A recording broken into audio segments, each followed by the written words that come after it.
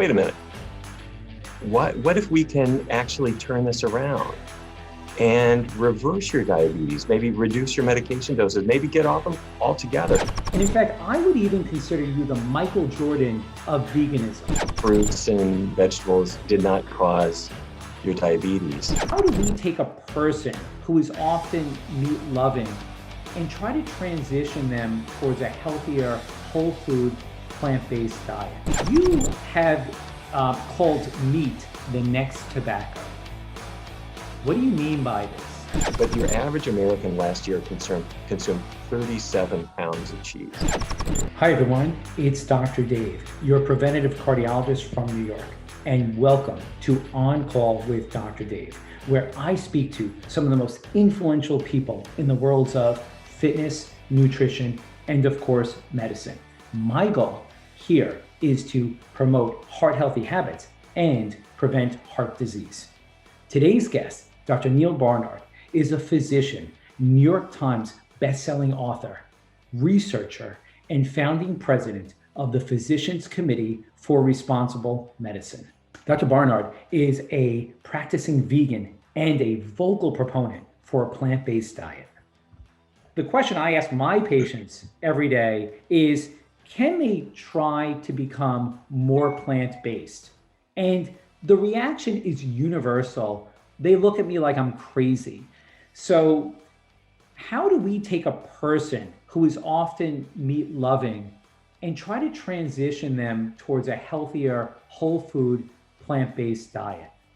Yeah, it's a great question, because you see it, and I see it, that when people do make those changes, their health will often just revolutionize and their whole outlook changes. Because up until that point, so many people have come in, they come into our medical clinic or many others, and they have the idea that they are in trouble. And they have heart disease, they have diabetes, hypertension, they've got weight they've just never been able to lose. And their expectations are pretty small. They think, maybe I can just slow down the next heart attack coming, or maybe my insulin doses won't rise too fast, and that kind of thing. And so what you're actually offering is a completely new way of thinking about it, which is, wait a minute, what if we can actually turn this around and reverse your diabetes, maybe reduce your medication doses, maybe get off them altogether? And those are things they haven't really expected. So the first thing is to be able to reset our expectations in that we can actually do a whole lot better. And then the next thing is they have to understand how we're going to get there. And let me maybe draw on our experience with diabetes. So many patients come in with diabetes, and as you know, the cause of death of people with diabetes isn't the high blood sugar. They're going to have a heart attack or die of kidney failure or something like that. And so they come in, they'll see us. And they have a completely wrong idea about things, because they've learned if you eat fruit, it'll make your blood sugar rise. So, doc, I've been really good. I haven't had any apples all week. I haven't eaten any oranges or bananas.